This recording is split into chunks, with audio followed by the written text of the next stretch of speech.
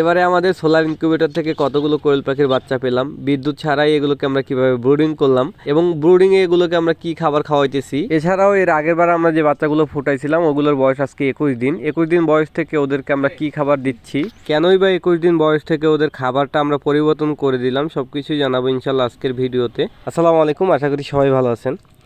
এটা হইতেছে আমাদের বাড়ির উঠোনের দৃশ্য। আপনারা অনেকে জিজ্ঞেস করছেন যে ভাই আপনারা যে বাড়িতে যে মুরগিগুলো পালন করতেছেন এগুলো কি মুরগি। এগুলো হইতেছে আমাদের পাহাড়ি দেশি মুরগি। আমাদের বাড়ি যেহেতু পাহাড়ি এলাকায়, এটা আমাদের এলাকার লোকাল মুরগি বললেই চলে। চলে আসলাম আমরা যেখানে বাচ্চাগুলোকে ব্রুডিং করি ওইখানে। তো আমরা মূলত কি খাবার খাওয়াইতেছি, এটা হইতেছে ব্রয়লার স্টার্টার। এটাকে আমরা একেবারে গুঁড়ো করে তারপরে এদেরকে খাওয়াইতেছি। যেহেতু এরা একেবারে ছোট বাচ্চা, এরা এই দানাগুলো খাইতে পারে না, যার জন্য একেবারে গুঁড়ো করে দিলে এরা সুন্দরভাবে খাইতে পারে। এবার আসি এই বাচ্চাগুলোকে আমরা কিভাবে ব্রুডিং করলাম। আমরা মূলত হারিকেন দিয়ে তারপরে ব্রুডিং করি, যেহেতু আমাদের এদিকে আপনারা অনেকেই জানেন যে আমাদের এদিকে বিদ্যুৎ নাই। বিদ্যুতের বিকল্প হিসেবে সোলার দিয়ে ইনকিউবেটর চালাইয়া বাচ্চা ফোটাই এবং এই বাচ্চাগুলোকে আমরা হারিকেন জ্বালাইয়া এরপরে ব্রুডিং করি। আমরা বাচ্চাগুলোকে সুন্দর করে খাবারগুলো খাওয়াইতেছি। এরা জীবনের প্রথম খাবার খাইতেছে। আমরা লেবু দিয়ে লবণ দিয়ে একটু শরবত গোলাই তারপরে এদেরকে খাইতে দিছি একেবারে ঘরোয়া পদ্ধতিতে। তো মাশাল্লাহ বাচ্চাগুলো মাশাল্লাহ সবগুলোই সুস্থ হয়েছে, মাশাল্লাহ একেবারে খুব সুন্দর বাচ্চা হয়েছে এবার। আপনারা অনেকে জিজ্ঞেস করেন যে ভাই ভিতরে হারিকেন দিয়ে তাপমাত্রা কীভাবে কন্ট্রোল করেন। আসলে তাপমাত্রা ওইভাবে কন্ট্রোল করার কিছু নাই এখানে। আমরা যদি বাচ্চাদেরকে ঠান্ডা লাগে তখন ওরা এক জায়গায় জড়ো হয়ে যায়, তখন বুঝি যে এখানে ওদের তাপ প্রয়োজন, তখন হারিকেনটা একটু পাওয়ার বাড়ায় দিতে হয়, উপর দিয়ে একটু ঢেকে রাখতে হয়। যখন আমরা নিজেরাই বুঝি যে এর মধ্যে তাপমাত্রা এখন একটু বেশি হয়ে গেছে তখন উপর থেকে ঢাকনা খুলে দেই, হারিকেন বন্ধ করে রাখি। এভাবে এদেরকে আমরা ব্রুডিং করাইতেছি। আলহামদুলিল্লাহ আমাদের ব্রুডিংয়ে কোনো সমস্যা হয় না। আমরা হারিকেন দিয়ে খুব সুন্দরভাবে ব্রুডিং করতে পারি। আপনাদের আগের একটা ভিডিওতে দেখাইছি যে আমাদের বাচ্চা ব্রুডিংয়ে একেবারেই মারা যায় না আলহামদুলিল্লাহ। এবারে আমরা আমাদের সোলার ইনকিউবেটরের মধ্যে 150 পিস ডিম দিছিলাম, ওইখান থেকে আমরা মোট 105 পিস বাচ্চা পাইছি। আমরা কি কারণে এত পরিমাণে ডিম থেকে বাচ্চা পাইলাম না এটা ভিডিও শেষে এক্সপ্লেন করার চেষ্টা করবো ইনশাল্লাহ। আগের বার আমরা ইনকিউবেটরের মধ্যে যে বাচ্চাগুলো ফুটাইছিলাম ওই বাচ্চাগুলোর বয়স আজকে 21 দিন। আলহামদুলিল্লাহ এই বাচ্চাগুলো সবগুলো বাচ্চাই সুস্থ আছে। 21 দিন পর থেকে আমাদের এই বাচ্চাগুলোর খাবার আমরা পরিবর্তন করে দিব।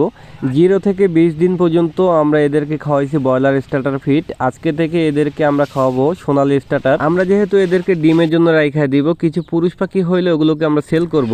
এখন থেকে 45 দিন পর্যন্ত অর্থাৎ ডিম পাড়া পর্যন্ত আমরা এই সোনালী স্টার্টার ফিডটাই খাওয়াবো।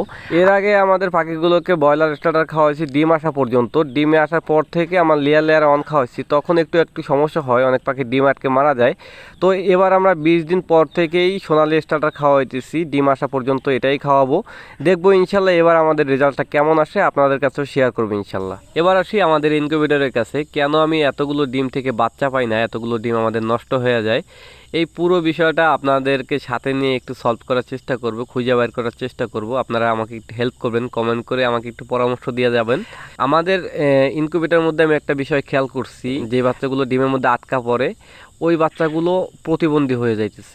খয়েরি কালারের যে ডিমগুলো উপরের আস্তরটা অনেক মোটা আমার কাছে মনে হইতেছে, ওই ডিমগুলো থেকে যে বাচ্চাগুলো বের হয় ওগুলো ম্যাক্সিমাম বাচ্চাই এরকম প্রতিবন্ধী হয়। মানে ওই ডিমগুলো খোসাগুলো অনেক শক্ত, ওইখান থেকে বাচ্চা বাইরে যেতে পারে না। আর যারাও কম বেশি বাইর হয় বা বের করে দেওয়া হয় ওরা প্রতিবন্ধী হয়। তো এই বিষয়টা আমি খেয়াল করছি। আর পাশাপাশি আরও একটা বিষয়, গুরুত্বপূর্ণ বিষয়, সেটা হইতেছে আমাদের অনেক ডিম থেকে আমরা বাচ্চা পাই না। এর কারণ হইতেছে আমরা সম্ভবত ডিমগুলো কিন্তু বাছাই করি না। আমাদের অল্প কয়েকদিনের ডিম দিয়েই আমাদের ইনকিউবেটর চালাইতে হয়। যেহেতু এখন প্রচুর গরমের সময়, আমরা কিন্তু আমাদের এদিকে যেহেতু বিদ্যুৎ নেই, ফ্রিজ তো বিলাসিতা, তো এভাবে আমাদের ডিম সংরক্ষণ করতে অনেক ঝামেলা হয়। আমরা মাত্র 4-5 দিনের ডিম দিয়ে এবার ইনকিউবেটর চালু করছি। এর আগে কিন্তু আমরা 7 দিনের ডিম ইনকিউবেটরে দিয়ে অনেক ঝামেলা পোহাইতেছি, ইনকিউবেটরের মধ্যে অনেক ডিম পচে নষ্ট হয়ে গেছে।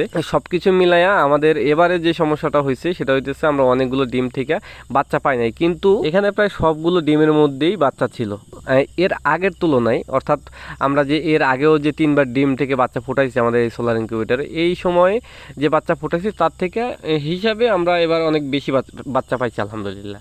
কেননা আমরা এবার 150 পিস ডিম থেকে 110 পিস বাচ্চা পাইছি। আমাদের 40 পিসের মতন ডিম নষ্ট হয়েছে। এর আগে আসলে এর চেয়েও বেশি ডিম দিয়ে আমরা এত বাচ্চা পাইনি। আসলে আমাদের এতগুলো ডিম নষ্ট হওয়ার কারণ যদি কারো জানা থাকে একটু কমেন্ট করে জানাতে পারেন। আজকের ভিডিওটা আসলে অনেক লম্বা হয়ে গেছে, জানি না এতক্ষণ পর্যন্ত আপনারা ভিডিওটা দেখছেন কিনা। যারা এতক্ষণ পর্যন্ত ভিডিওটি দেখছেন আসলে সবাইকে অসংখ্য ধন্যবাদ। ভিডিওটা ভালো লাগলে লাইক, কমেন্ট এবং শেয়ার করতে পারেন। চ্যানেলে নতুন হলে চ্যানেলটাকে একটু সাবস্ক্রাইব করে দিন।